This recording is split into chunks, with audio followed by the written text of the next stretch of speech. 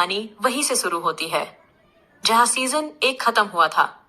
होन गेम जीतकर 250 करोड़ साथ अमेरिका में रह रही अपनी बेटी के पास जाने के फ्लाइट में बैठने ही वाला होता है। तभी उसके अंदर चल रही बेचैनी से परेशान होकर इस गेम की आड़ में कई 100 लोग मौत के घाट उतरने वाले इंसान को ढूंढने की ठान लेता है और उसको कॉल करके बताता है कि वो उसके लिए आ रहा है। फिर वो वापस होटल पहुंचकर अपने शरीर में लगे ट्रैकर काटकर निकाल देता है।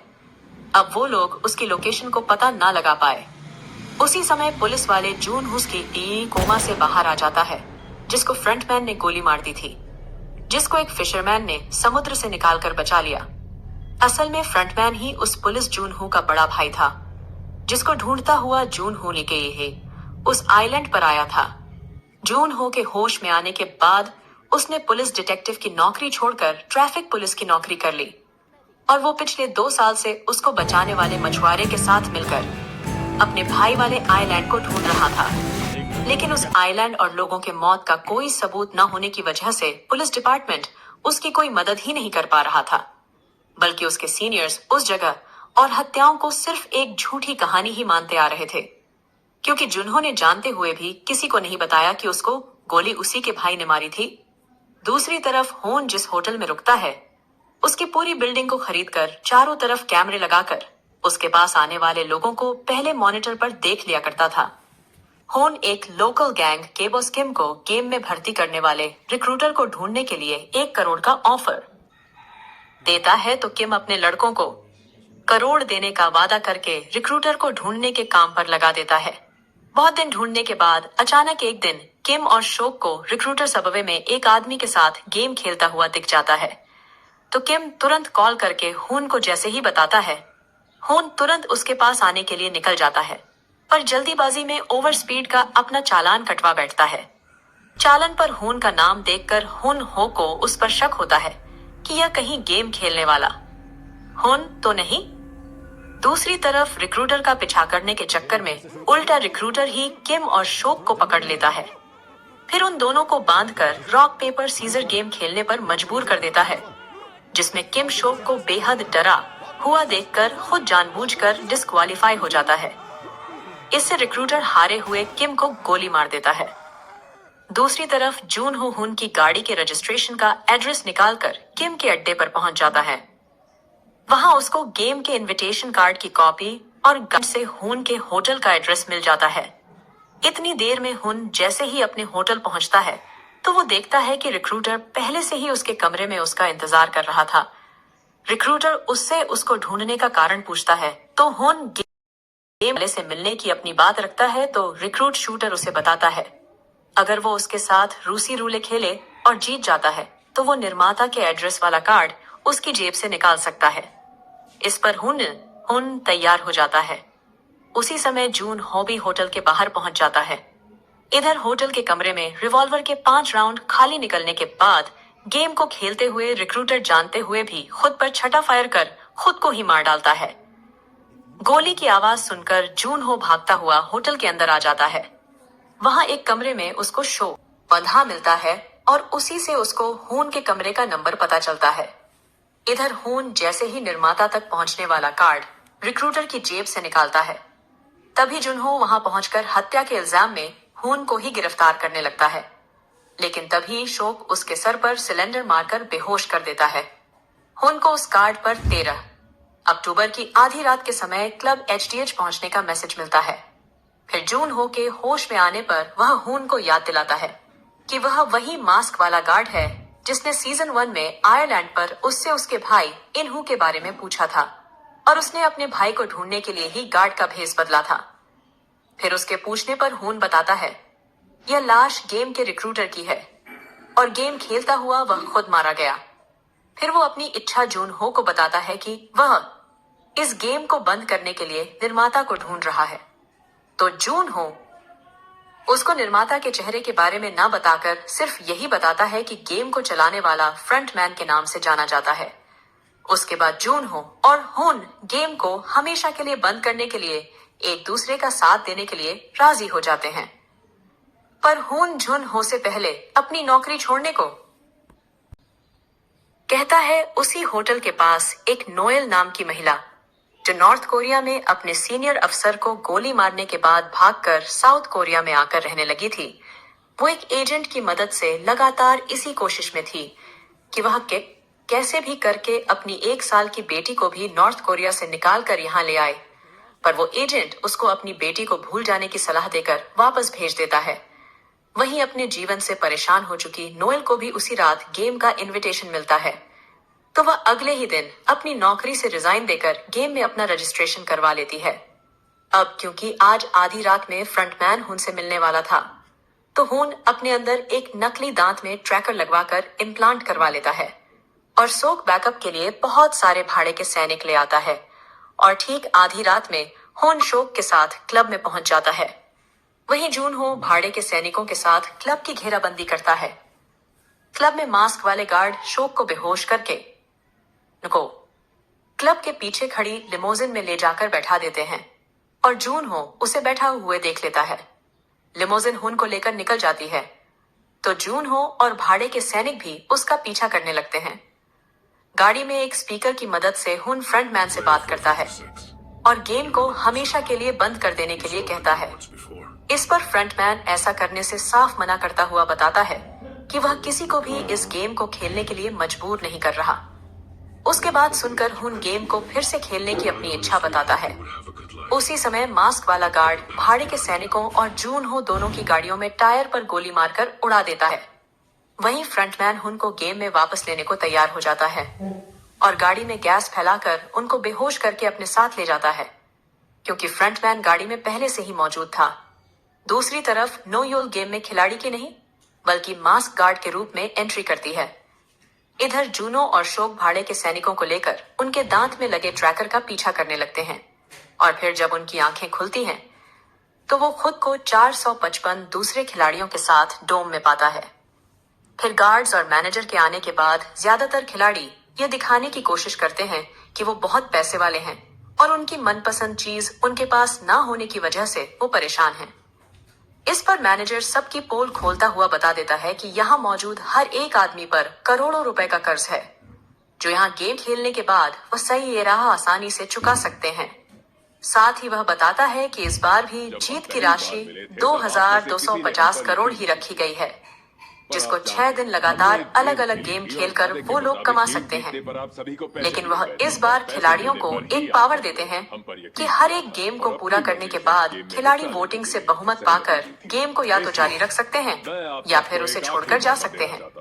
और जाने के समय जितना पैसा उन्होंने यहाँ कमाया है वह सब में बराबर बांट दिया जाएगा। यह बात सुनकर सभी लोग उनके कॉन्ट्रैक्ट पर साइन कर देते हैं। पर वहीं एक 333 जिसका नाम ली होता है, उसकी आईडी ओपन हो जाने की वजह से कई लोग जो उसके कहने पर क्रिप्टो में पैसा लगाकर बर्बाद हो चुके थे, उनमें से एक सिंगर थानोस उस पर बहुत भड़कता है और अपनी बर्बादी का कारण उसे ही बताता है। साथ ही ली को यह नहीं पता होता कि वहां उसकी प्रेग्नेंट गर्लफ्रेंड भी है। फिर कुछ देर बाद नको वहां अपना दोस्त सॉन मिल जाता है, तो हुन उसको साथ में ही रहने की सलाह देता है। गेम शुरू होने से पहले ही हुन को पता चलता है कि जब वो बेहोश था तभी उसके दांत में लगा ट्रैकर निकाल लिया गया था और शोक अपने लोगों के साथ ट्रैकर का पीछा करते करते गलत आइलैंड पर पहुंच जाता है। सच पता चलते ही उनकी हवा खराब हो जाती है। तभी ब्लैक ऑफिसर उनका पहला game red light green light चालू करवा देता है, तो हुन सबके सामने आकर समझाने की कोशिश करता है कि अगर वह रेड लाइट होने पर हिलते पाए गए तो उनको जान से मार दिया जाएगा। उसके बाद उन सबको गाइड करता हुआ उन्हें सही सलामत आगे ले जाने लगता है। लेकिन तभी एक मधुमक्खी जैसे एक लड़की की गर्दन पर बैठती है, तो वो डर कर हिल जाती है। गार्ड्स तभी उसे गोली मार देते हैं। वहीं फ्रंटमैन यह सब कुछ अपनी स्क्रीन पर देख रहा होता है। उस लड़की के मरते ही बहुत सारे खिलाड़ी डर से वहां से भागने लगते हैं, जिसकी वजह से गार्ड्स उन सभी को गोली मार देते हैं और जो गार्ड खिलाड़ियों के सीधा सर में गोली मार रही थी वो नो योल ही थी। फिर ग्रीन लाइट होने पर भी जब खिलाड़ी हिलते नहीं तो हुन उनको बताता है अगर टाइम खत्म होने से पहले उन्होंने लाइन नहीं पार करी तो भी वह मारे जाएंगे।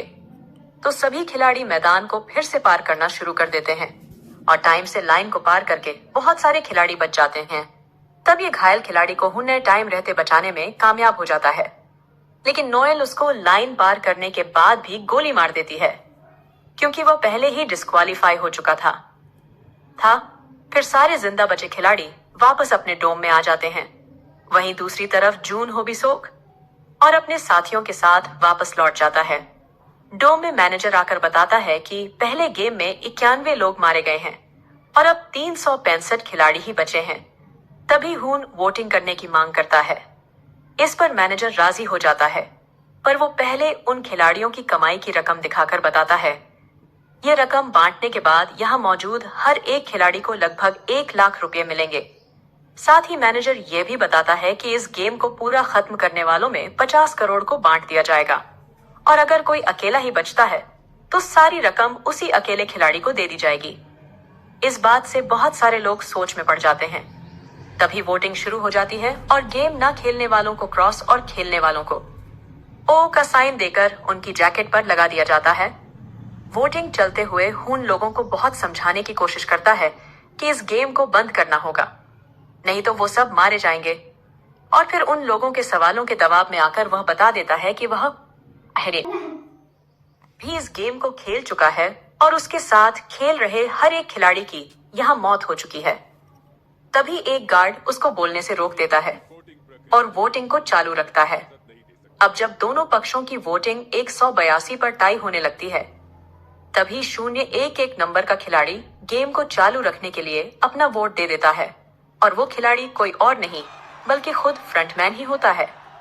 वोट करने के बाद फ्रंटमैन हून को बताता है वो असल में गेम छोड़ना चाहता था, पर हून के पिछली गेम का विनर होने वाली बात सुनकर उसने एक गेम और खेलने का फैसला लिया। उसी के साथ कुछ और खिलाड़ी भी यही बात कहते हैं। फिर वो सभी अगले दिन होने वाले गेम के बारे में पूछते हैं तो हून बताता है अगला गेम डाल गोना है, जिसमें शेप्स को चुनना होता है और सबसे इजी ट्रायंगल है और सबसे मुश्किल अम्ब्रेला है। पर वो किसी को ये नहीं बताता कि पिछली बार उसने खुद अम्ब्रेला चुना था। उसके बाद एक खिलाड़ी कंगहुन और सॉन्ग के साथ जुड़ने की पेशकश करता है। फिर सॉन्ग को जैसे ही पता चलता है कि वो मरीन कोर में उसका जूनियर है, तो वह उसको अपनी टीम में ले लेता है। तभी थानोस अपने साथियों के साथ मिलकर ली को फिर से परेशान करता हुआ उसको मारने लगता है। तो फ्रंटमैन साथियों के साथ मिलकर ली को फिर से परेशान करता हुआ उसको मारने लगता है। तो फ्रंटमैन गुस्से में थानोस की अच्छे से धुलाई करके आगे से मारपीट ना करने की चेतावनी देकर उसे छोड़ देता है। फिर सबके सो जाने के बाद फ्रंटमैन उनके पास आकर इस गेम को खेलने की अपनी असली वजह बताता हुआ कहता है उसकी बीवी का लीवर डैमेज है, ऊपर से वो प्रेग्नेंट है। उसके इलाज के लिए उसने जो पैसे उधार लिए थे, उसकी कंपनी ने उन पैसों को रिश्वत समझकर मुझे नौकरी से निकाल दिया। इसीलिए अब अपनी पत्नी और बच्चे को जिंदा रखने के लिए उसको इन खून से रंगे पैसों की बहुत जरूरत है। वहीं दूसरी तरफ ब्लैक ऑफिसर अपने कुछ गार्ड्स के साथ मिलकर निर्माता से छुपकर मरे हुए खिलाड़ियों के अंगों की तस्करी करने लगता है। लेकिन इस चीज के लिए भी उसको वो खिलाड़ी चाहिए थे जिनकी मौत धीरे धीरे हुई हो, पर नोयुल उनके सिर में सीधा गोली मारकर उन्हें तुरंत मार देती थी। इस पर ब्लैक ऑफिसर उसको वैसा करने से रोकने की कोशिश करता है, पर नोयल उसकी बात मानने से मना करके वापस अपने रूम में चली जाती है। इधर डॉम में ली की गर्लफ्रेंड जूनी उसके सामने आ जाती है और उसको बताती है उसको अपने बच्चे को पालने के लिए अब किसी की जरूरत नहीं है, क्योंकि ली ने पैसे की कमी के कारण उसको अबॉर्शन करवाने के लिए हॉस्पिटल भेज दिया था। साथ ही उसको यह भी बताती है अगर वह गेम को बंद करने पर वोट करता तो आज वो पैसे के साथ यहाँ से बाहर निकल गई होती। फिर अगले दिन सभी खिलाड़ी जब मन बना लेते हैं कि वो शेप्स गेम डाल गोना खेलने वाले हैं, तभी उनको पता चलता है निर्माता ने पूरा गेम ही बदल दिया है और अब उनको 10 मिनट के अंदर एक टीम बनानी थी और हर एक टीम में 5 लोग होना जरूरी होते हैं।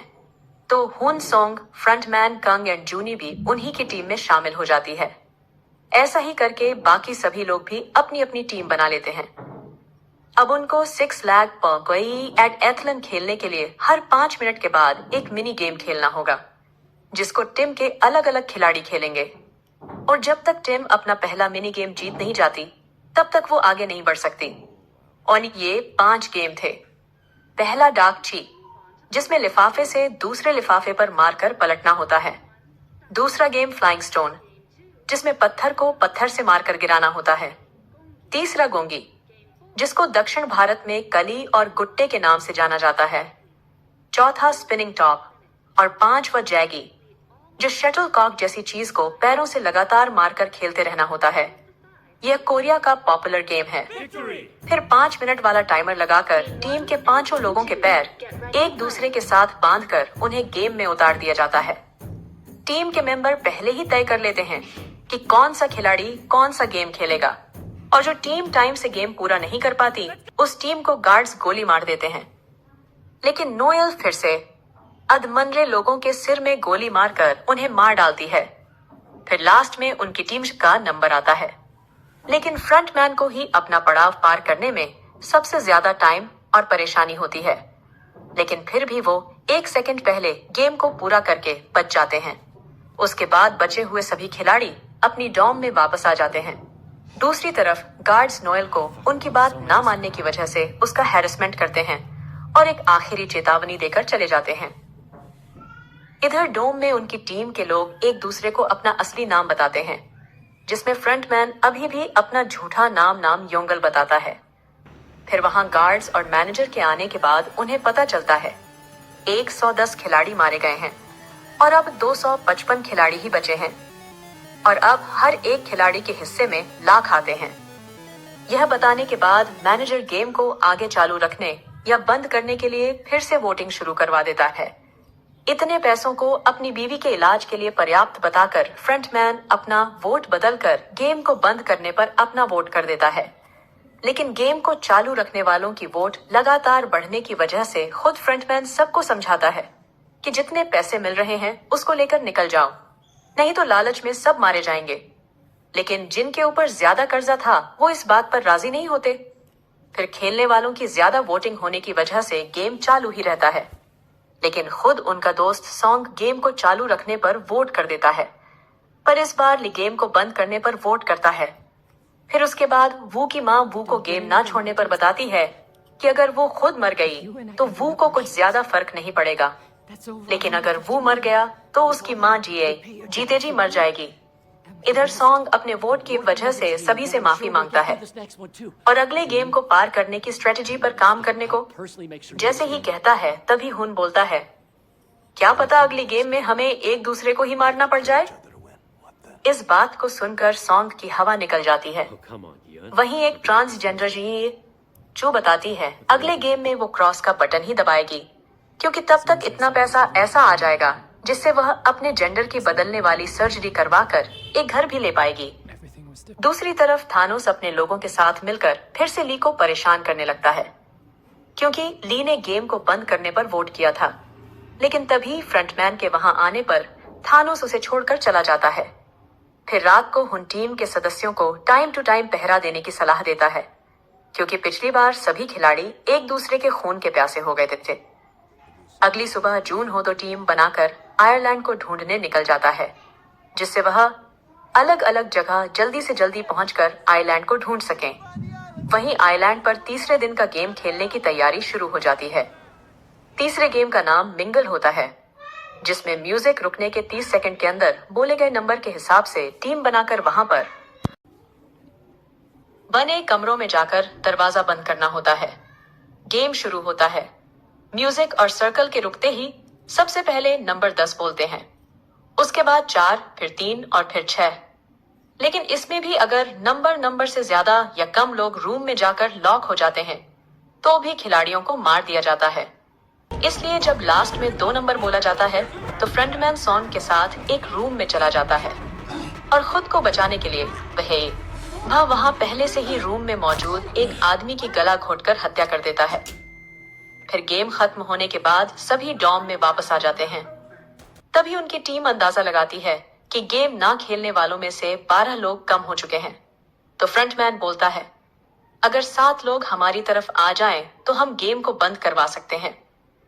तभी मैनेजर गार्ड्स के साथ वहां जाता है।